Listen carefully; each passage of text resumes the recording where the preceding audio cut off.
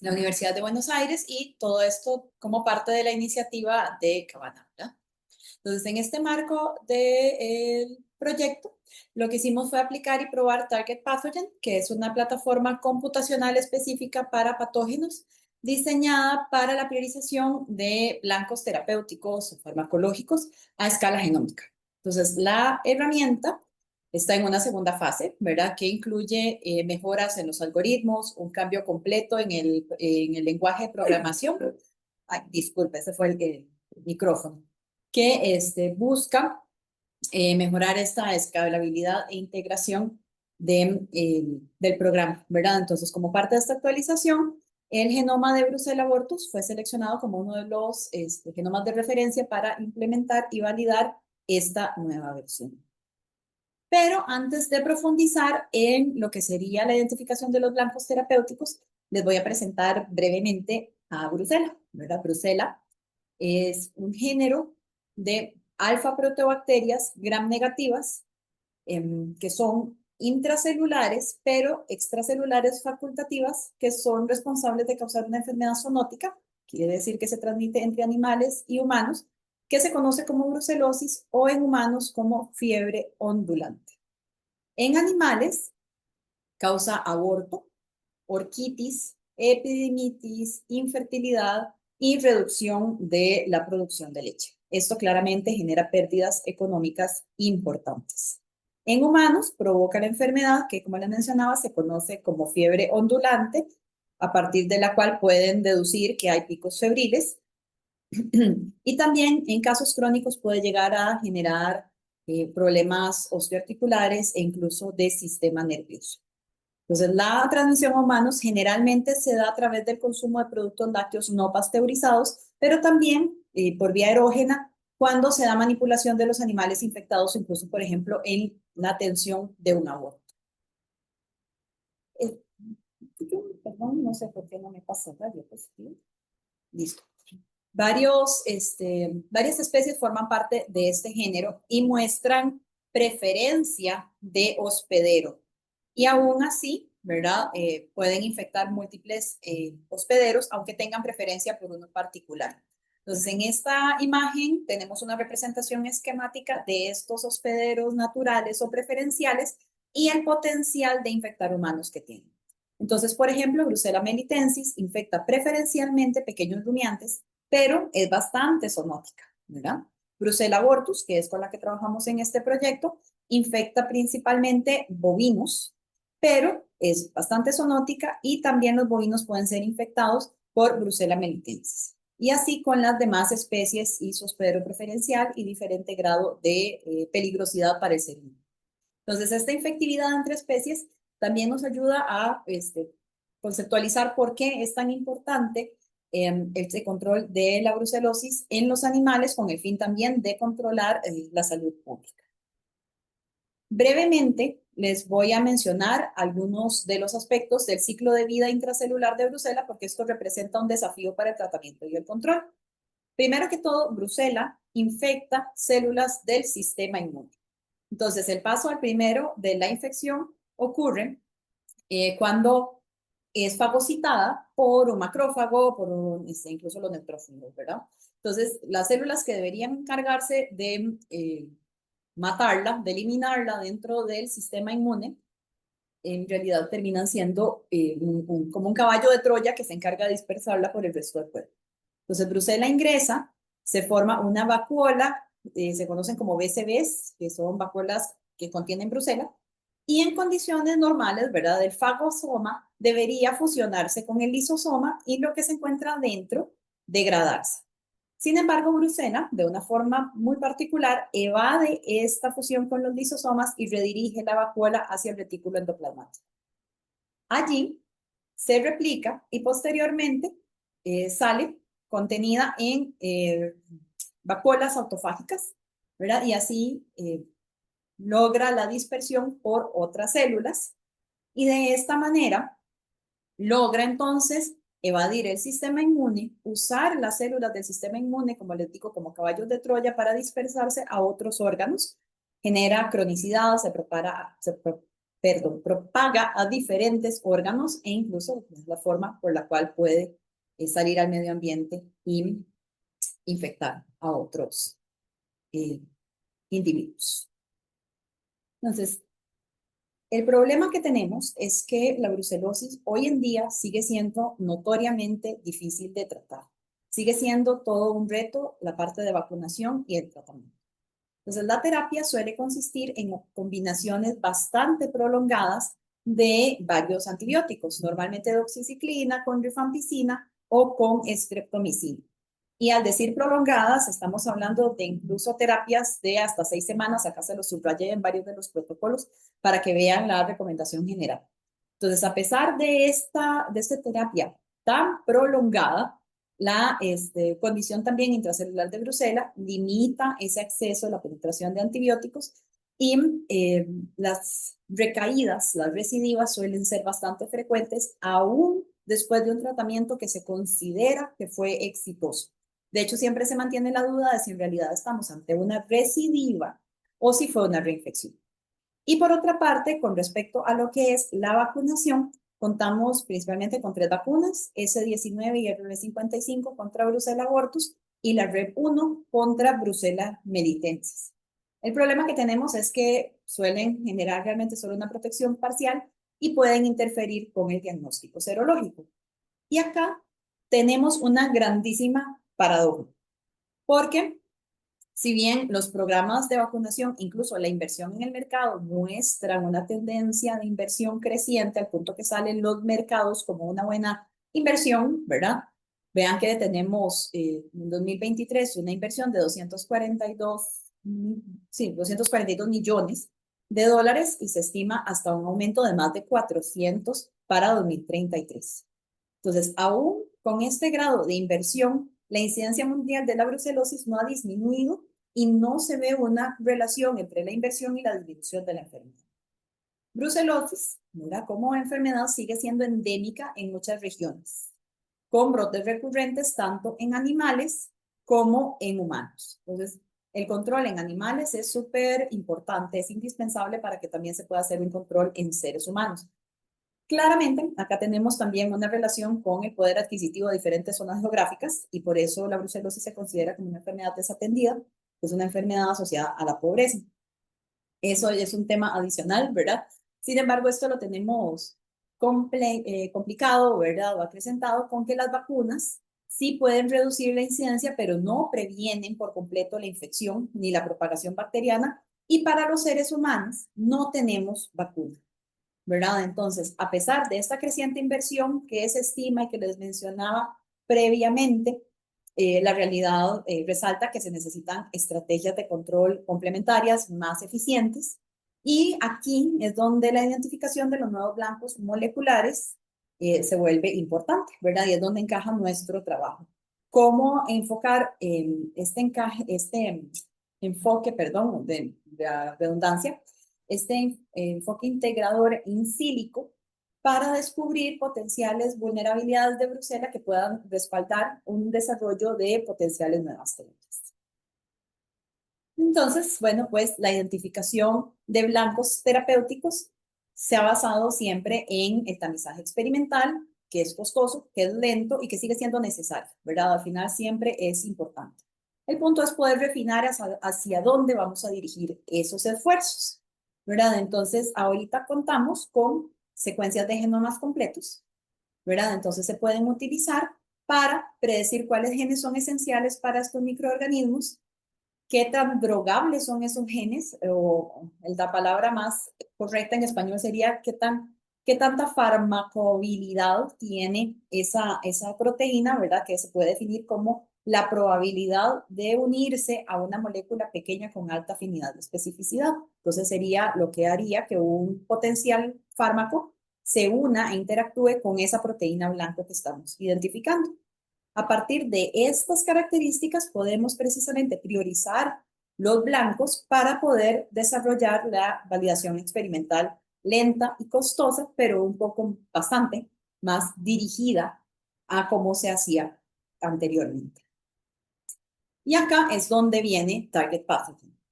Acá con la figura les muestro un flujo integrativo del pipeline, ¿verdad? De la herramienta computacional que, como les digo, es diseñada específicamente para priorizar, identificar y priorizar blancos terapéuticos en patógenos bacterianos. Entonces, lo que hace es mezclar múltiples bases de datos, ¿verdad? Para alimentar al final el resultado y ayudarnos a tener esa priorización.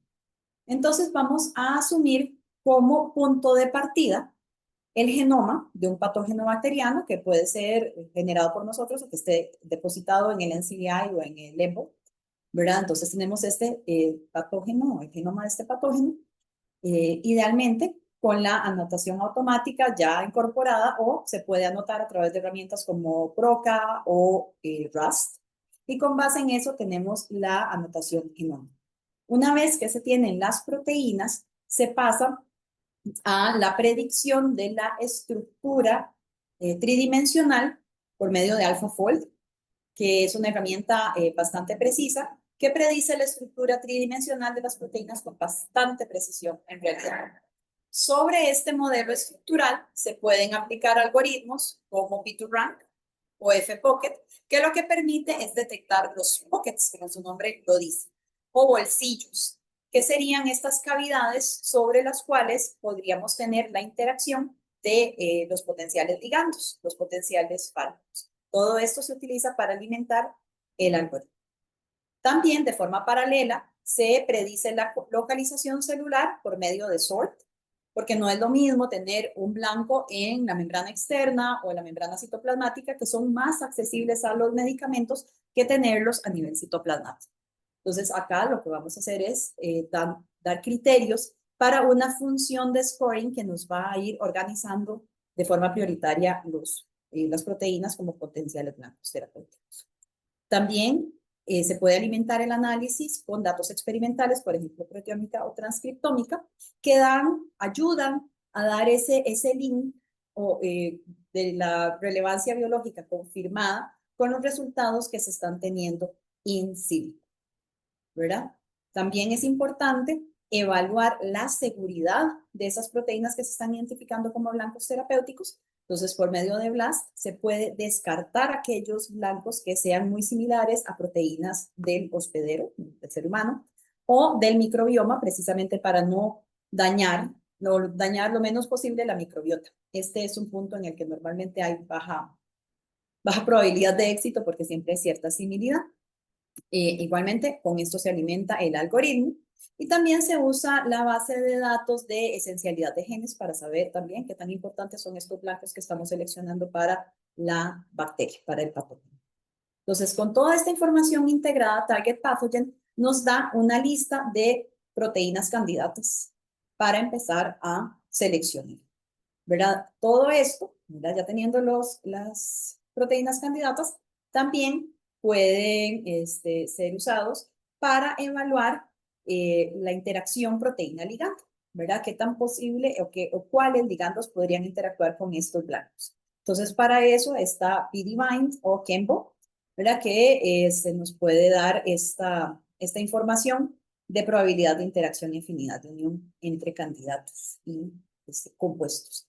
Y eventualmente también se está trabajando en desarrollar un modelo de inteligencia artificial, para identificar nuevos inhibidores, ¿verdad? Esto todavía se encuentra en desarrollo, pero la idea también es poder complementar con que se puedan priorizar nuevas moléculas también, con lo que se cierra el ciclo de un potencial descubrimiento racional de fármacos y terapias. Entonces, ya volviendo a Bruselas, nosotros previamente habíamos definido cuál era el genoma core de Bruselas, comparando varias especies del género, mediante la herramienta ROAL. Los resultados, como pueden ver acá, fueron notablemente consistentes con estabilidad genómica, que es bastante conocida del género, cercana al 97%, y el resultado arrojó 2.859 genes core, 0 soft core, 564 shell y 0 cloud genes.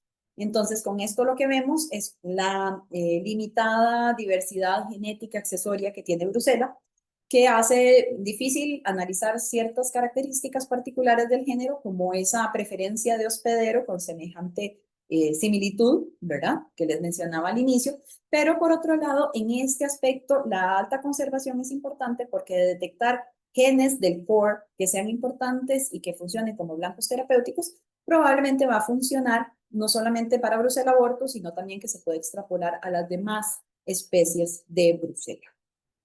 Nosotros también, y con el fin de incorporar la relevancia biológica a la priorización de objetivos, se había realizado el análisis diferencial de expresión génica mediante transcriptómica con Brucella abortus, cultivada en condiciones de medio mínimo, ¿verdad? Que imitaría lo que sería el entorno intracelular con escasez de nutrientes en el que se encontraría en el proceso infectivo, pero también comparado con un medio rico que reflejaría lo que sería como el crecimiento extracelular, ¿verdad? Entonces acá tenemos resultados de estos datos de transcriptómica que nos los resumen, ¿verdad? Hacia la derecha y en rojo vemos las proteínas, bueno, los genes en realidad, que tendrían regulación positiva en condiciones mínimas, ¿verdad? Similares a la infección, mientras que a la derecha lo que vemos son los que tendrían una downregulation en estos casos, ¿verdad? Entonces, con este perfil se incorporó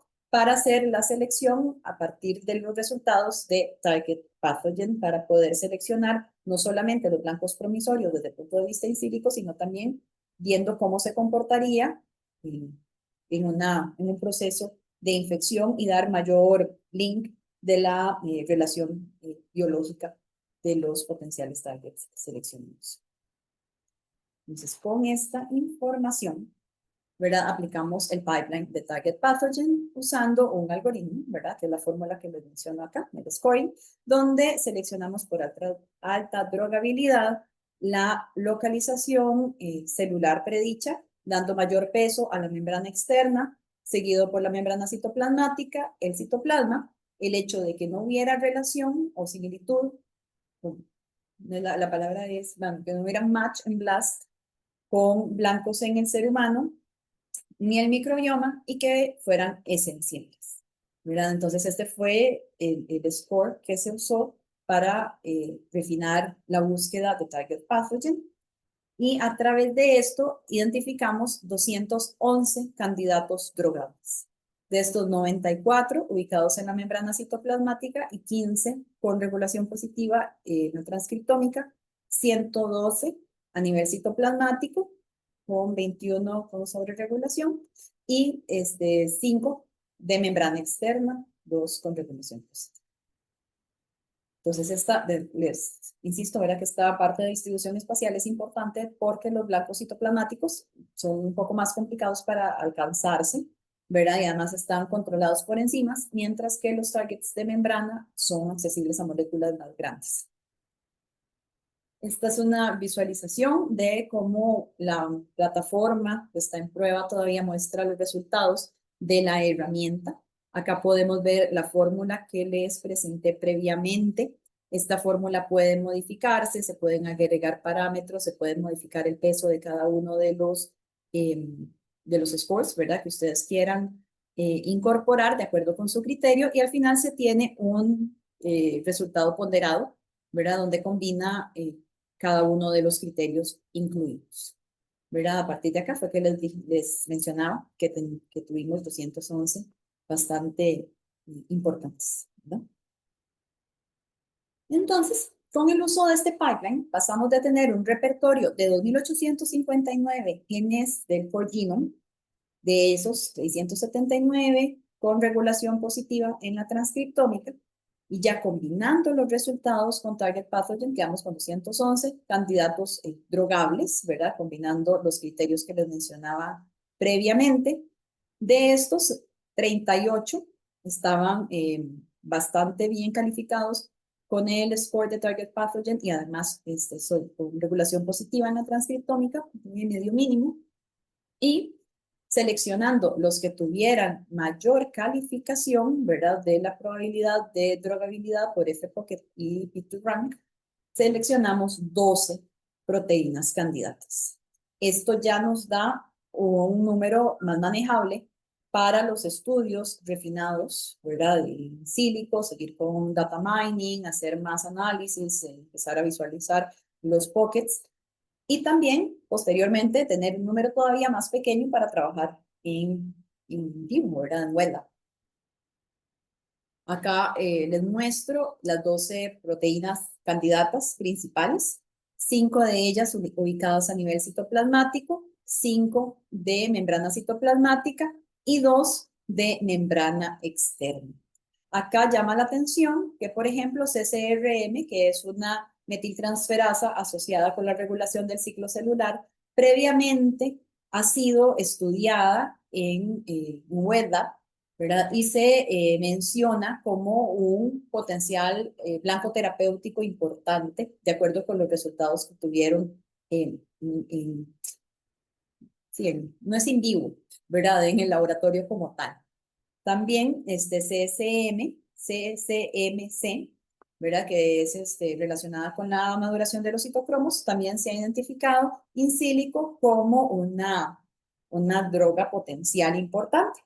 Pero también tenemos resultados, ¿verdad? Como PLEC, ¿verdad? Que es una histidina quinasa y la TORPAL, que se relaciona con la integridad de la membrana durante la división celular. Son proteínas identificadas, pero que no se conoce su esencialidad y aún así se pueden considerar que son prometedores, ¿verdad? Entonces, acá les muestro, ¿verdad? Algunos de estas publicaciones con las cuales encontrar esa información, alguna no tan nueva, otra bastante nueva, ¿verdad? Donde se mencionan hallazgos similares a lo que nosotros estamos teniendo. Entonces, se podría pensar que esto resta novedad a los hallazgos que estamos teniendo con Target Pathogen, pero en realidad es todo lo contrario. Nos fortalece esta línea, ¿verdad? Nos fortalece la sensación de seguridad sobre los resultados. Porque en biología computacional, esta coincidencia con la evidencia experimental independiente es un indicador sólido de que el proceso metodológico está funcionando y nos está prediciendo correctamente. Entonces, volviendo a los datos transcriptómicos, vemos dónde se ubican las 12 proteínas seleccionadas como potenciales blancos, ¿verdad? Y acá en este heatmap vemos estas mismas 12 proteínas que se consideran drogables, que tienen una expresión consistente alta en medio mínimo, ¿verdad? Entonces esto nos da la idea de que en realidad pueden ser buenas opciones y la convergencia entre la priorización computacional que tenemos con Target Pathogen y la regulación positiva biológica nos da una fuerte señal de validación. Acá, a modo de ilustración, les muestro la predicción de la proteína CCRM, la que se encontraba top en la lista, que está también señalada como potencial buen blanco, ¿verdad? Esta es la predicción de la estructura y del pocket. Como ven, es un huequito, ¿verdad? Bastante definido. Los puntos verdes hablan de poca ligandabilidad en estas regiones, pero acá vemos los puntitos rojos, que son los seleccionados para el Pocket como tal. Entonces, si ven, en el score de P2Rank tenemos un dato de 33.09 y de F-Pocket de 0.26. ¿Verdad? Esto lo que nos dice es que ambas estrategias están detectando la misma cavidad con una buena puntuación de drogabilidad y en ambos casos los valores se encuentran similares dentro del rango típico de sitios de unión de alta confianza que han sido validados experimentalmente con conjuntos de datos de referencia. Entonces, ¿qué sigue? ¿Verdad? Tenemos que refinar estos resultados desde el punto de vista in silico, seguir con el data mining, ver qué más se conoce de las vías en las que estas proteínas se encuentran ubicadas y posteriormente pasar a las validaciones y los experimentos en wet lab in vivo, para lo cual claramente dependemos de disponibilidad de fondos. Entonces, bueno, les puedo decir que en resumen, nos permitió esta estrategia priorizar blancos terapéuticos, que identificamos 12 proteínas prometedoras y acá vemos cómo este enfoque computacional nos permite descubrir nuevos potenciales antimicrobianos, disminuyendo la prueba y error a nivel experimental, que es costoso y tedioso.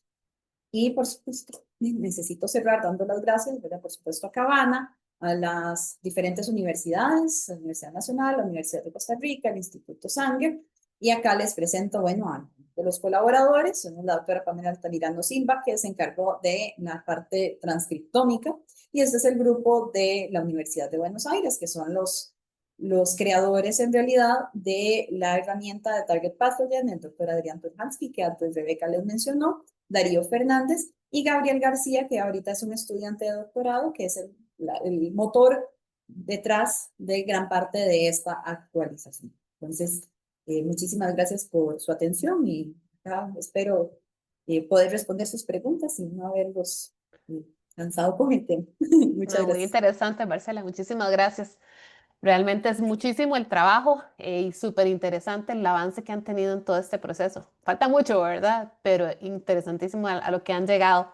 Acá veo una pregunta que dice, para los análisis de expresión diferencial, ¿existió algún efecto de lote? Dado el caso, ¿cómo fue corregido ese efecto y qué covariables fueron consideradas? Que yo, digamos, dentro de la información que yo tengo, no se observó un efecto como tal de lote, ¿verdad? De estos análisis, de hecho, también se analizaron en conjunto con una colaboradora en Francia, ¿verdad? Entonces sí aplicó varios filtros, pero no, digamos, se hicieron repeticiones, pero se trató de hacer todo de forma simultánea, ¿verdad? De diferentes tiempos, pero todo sacando a partir del mismo cultivo precisamente para evitar ese tipo de variaciones. Ok, perfecto. ¿Alguna otra pregunta que no haya visto? Me parece que no. Ya saben, igual pueden dejar las preguntas en esta opción de preguntas y respuestas y Marcela las podría estar respondiendo en los siguientes minutos. Nada más si les quiero dar un anuncio, que precisamente Adrián y Darío tienen ahorita un curso abierto de, bueno, utilizando inteligencia artificial para identificación de drogas. Si alguno de ustedes trabaja en esa temática, les voy a poner ahí el anuncio en el chat de, de este curso por si quieren inscribirse. Es organizado por la Universidad de Buenos Aires y obviamente este equipo que son los que trabajan con el tema de Target Pathogen. También pidieron por acá el website de Target Pathogen. ¿Vos lo tenés, Marcela? ¿El qué, El perdón? El website. website. Ajá. Ahorita les Si pongo no lo compartís. el link de versión de prueba. Ha estado Ah, fallando, ¿verdad? sí. Hay unos días en los que no he podido ingresar porque no es Ok, una versión de prueba, pero ya sí. ahorita se los pongo acá en el chat para que puedan tener Ok, acceso.